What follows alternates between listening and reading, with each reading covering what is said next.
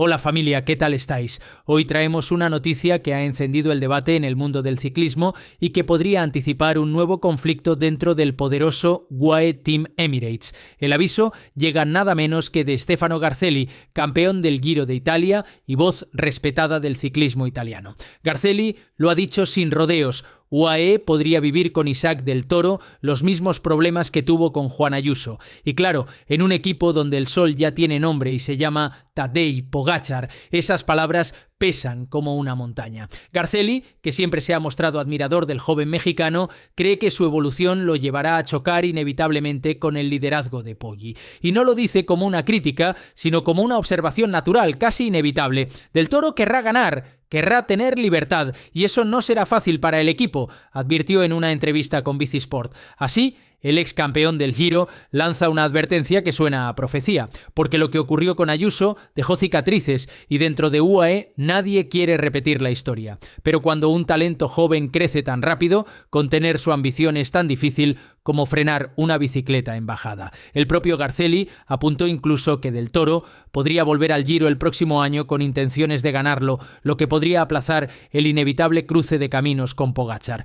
Pero ese día llegará, dos corredores con hambre de gloria, en el mismo equipo, persiguiendo los mismos sueños. UAE ya vivió esa historia y sabe que no es fácil escribirla dos veces sin romper el equilibrio. Y ahí es donde las palabras de Garzelli adquieren otro tono. No son una crítica, son una advertencia, un espejo que muestra lo que está por venir. Porque cuando alguien que entiende de liderazgos dice que puede haber otro Ayuso en camino, no se trata de crear polémica. Se trata de reconocer que incluso en los equipos más fuertes, la ambición siempre encuentra la forma de escapar. Todo empezó en una montaña, como casi todas las historias que marcan el destino del ciclismo moderno. Era el Galibier, una de esas cumbres donde los grandes se rebelan y los egos se desnudan. Allí, Juan Ayuso decidió que su carrera valía más que un relevo. Con Pogačar vestido de líder, el español se negó a pasar al frente para proteger sus opciones personales en la general. El gesto fue mínimo, pero el ruido que generó dentro del equipo fue ensordecedor,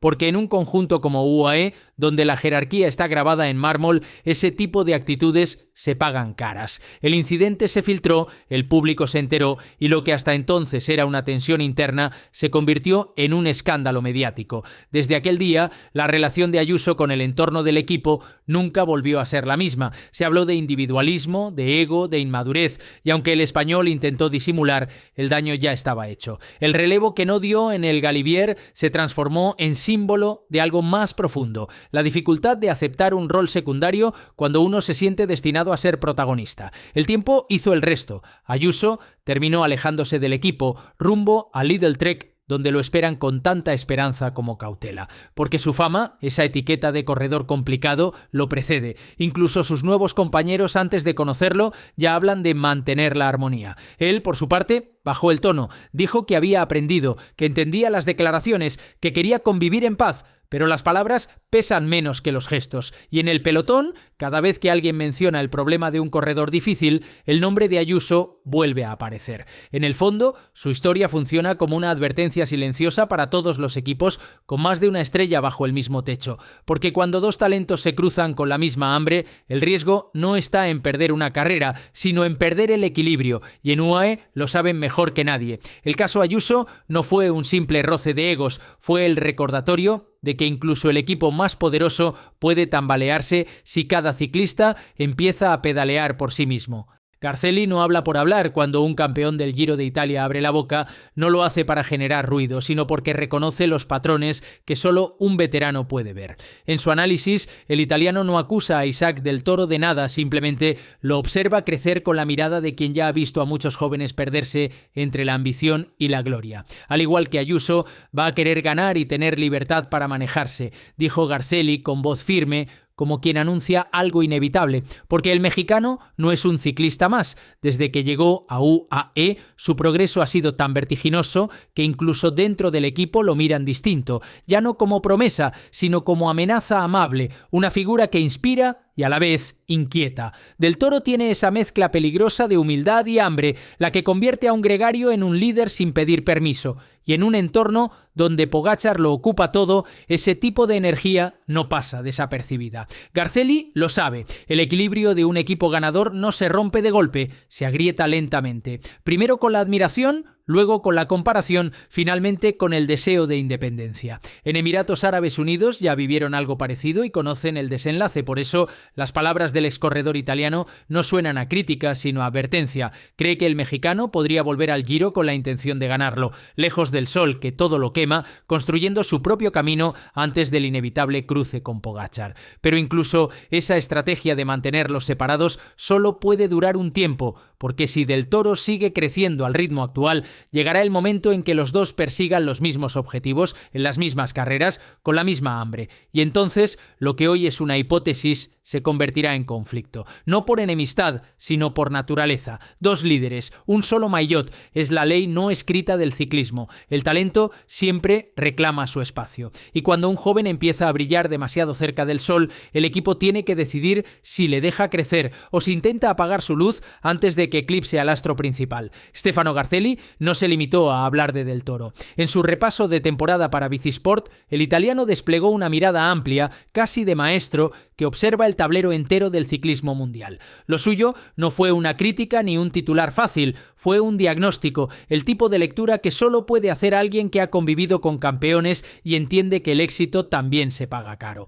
Pogačar aún tiene carreras por ganar, pero todas están a su alcance. Es casi siempre el favorito, sin importar la ruta, y eso dice mucho de su grandeza, comentó con la naturalidad de quien describe un fenómeno más que un deportista. En su voz no había sorpresa, sino respeto, porque Garzelli sabe que lo de Pogačar no es un dominio pasajero, sino la redefinición misma del ciclismo moderno. Luego habló de Evenepoel, con la sinceridad de quien ve en él tanto talento como frustración. Tuvo la mala suerte de nacer en la misma era que Pogačar, de lo contrario, también sería un fenómeno, dijo, y esa frase resonó como una mezcla de admiración y lástima, porque el belga, con todo su poder y determinación, vive atrapado en una época que ya tiene dueño. Garzelli incluso expresó su deseo de que el salto de Evenepoel a Red Bull Bora-Hansgrohe sirva para acercarlo a Pogačar, para devolverle al ciclismo el pulso de la rivalidad. Ojalá eleve aún más su nivel y se acerque al esloveno.